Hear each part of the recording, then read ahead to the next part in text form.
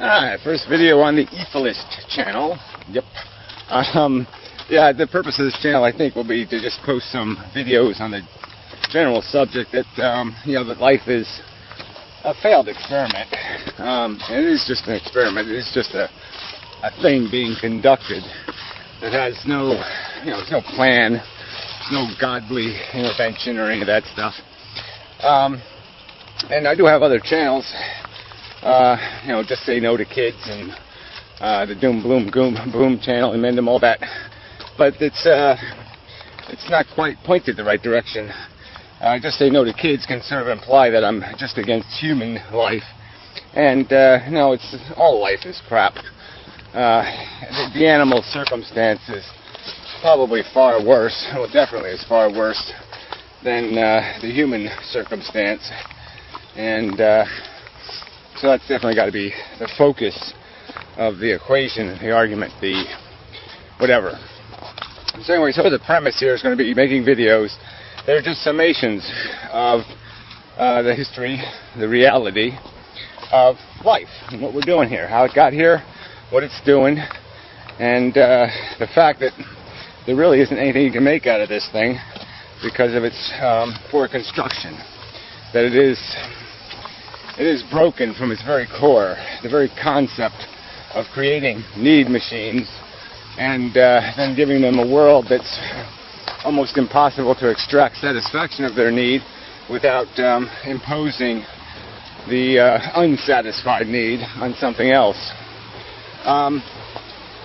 So yeah, it'd just be a bunch of videos when I feel inclined, saying the same stuff different ways, because that's part of the game here. Is finding the right path, that'll get people to the end conclusion, which is we've got to do something about this. We've got to stop this damn thing, darn thing. I'm trying not to swear, so try not to be offensive overtly. yeah, good luck. So anyway, getting on to the business, I guess. I think that's enough preliminary mumbo jumbo. Alright, the game is basically this. First, let's just do the human culture thing, right? Human beings really haven't been around that long, and educated ones have only been around for, 10,000 years at best. And, really educated. Seriously. So it was just about a bunch of knowledge acquisition. We came from monkeys and gorillas and whatnot, and raw animals, didn't know how to control fire, do any of that stuff. We acquired that knowledge. We played the game. We picked and scratched at the world and sort of figured out how it works.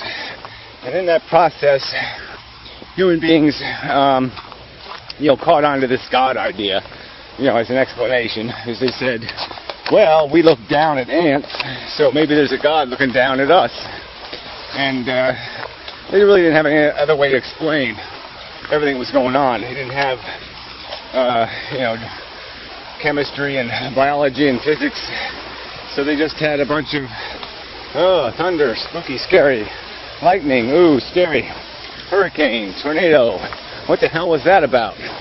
And so they drew this wrong conclusion that there was some sky daddy up there playing games with them, and, doing the carrot whip thing, or whatever you want to say, getting them to behave the right way, and it would reward them. And so we basically just became superstitious.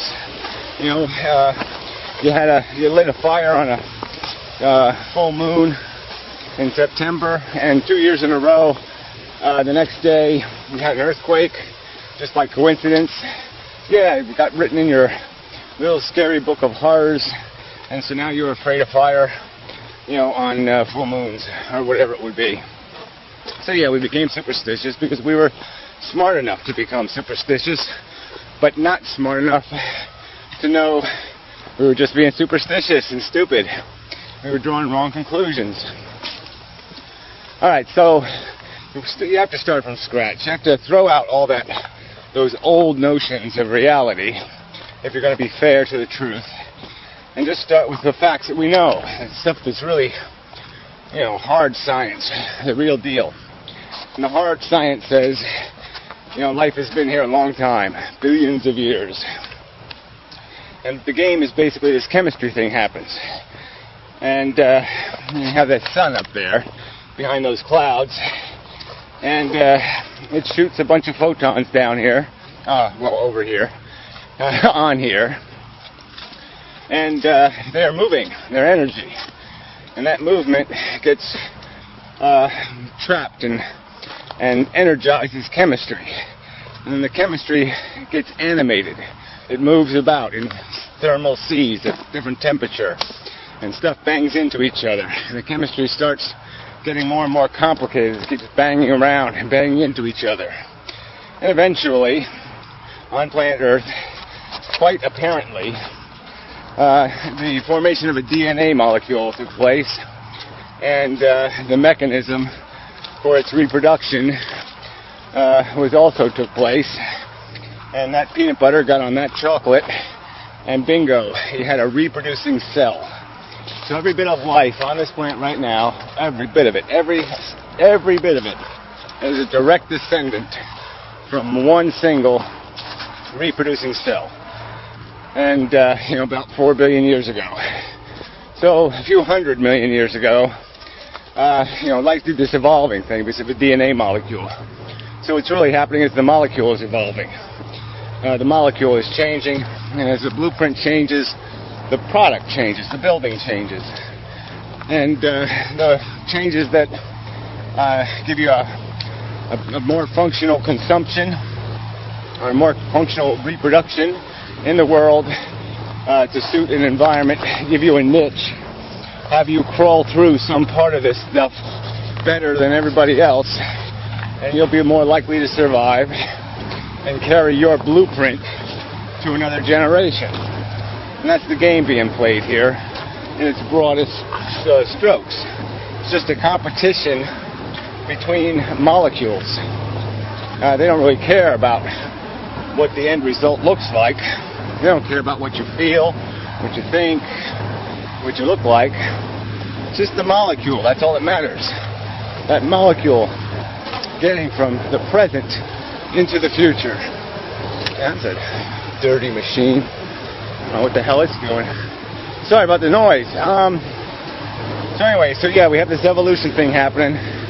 At one point, somewhere along the line, it became useful to have a central nervous system, a processor to do this whole more animated, more complex reflexes to exploit the environment.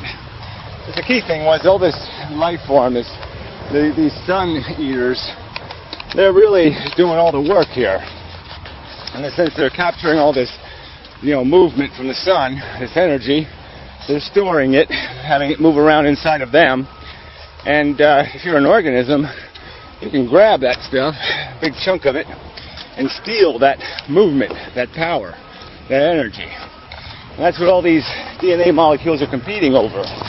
They're stealing that stuff so they can use their weapons to beat the other DNA molecule forms and succeed. And that's the game. So somewhere along the line, like I said, we got into this whole brainy thing, brain up in here, and sentience as a motivator. So you would be bestowed with a feeling that your brain would have to deal with, this consciousness thing. So you really have two brains. One is feeling the world, and the other is reacting to the feelings and saying, how do I manage these feelings? How do I get rid of the bad feelings? How do I maximize the good feelings? So that's what your thinking brain is doing, while your feeling brain is creating essentially the problem for your thinking brain to solve. So we kind of have the futility is almost in the diagram of our brain itself. Because here we have one brain contriving work, making work for the other brain by creating this feeling problem. Make a worry, make a fear, make an anxiety, make a pain, make a problem, so then the thinky brain has to occupy itself resolving a solution. And that's sort of the game. That's all there is here. That's all we're doing. And we're doing it from this personal subjective perspective. And that, I do the feeling here. my consciousness, my brain, is one individual consciousness, and it's pretty, interested in getting rid of those bad feelings and feeling comfortable. And so it can lose sight of the fact that all the other feeling machines out there are in the same dilemma. And their feelings are just as real and just as meaningful as mine. And so now intelligence has a problem, because now it's got to understand that, oh yeah, I don't have to worry just about me and what I feel by logic. I've got to consider my impact on these other feeling things. And I somehow have to do this math correctly, so in the end, I prevent or eliminate more bad feelings, and I create or maximize as much comfort as possible as the sensation being felt by these other beasties. But again, we're hitting the brick wall of the stupid design. Basically, it's made out of consumption, reproduction, cannibalism, because we're on an island. So we do have to essentially cannibalize each other. We have to eat our ancestors, no doubt about it, or a relative, maybe a very distant one, but nonetheless it's a relative. And addiction is the key one, because we keep moving and keep grabbing because of these reoccurring hungers, this need to feed the machine, and the machine that preserves the DNA blueprint and has the hope that in preserving it, there will be opportunity to create a copy that will get into the future. And so the game can be played over and over and over forever, theoretically, but to accomplish nothing, but to create weapons suitable to environments. That's all we're doing here.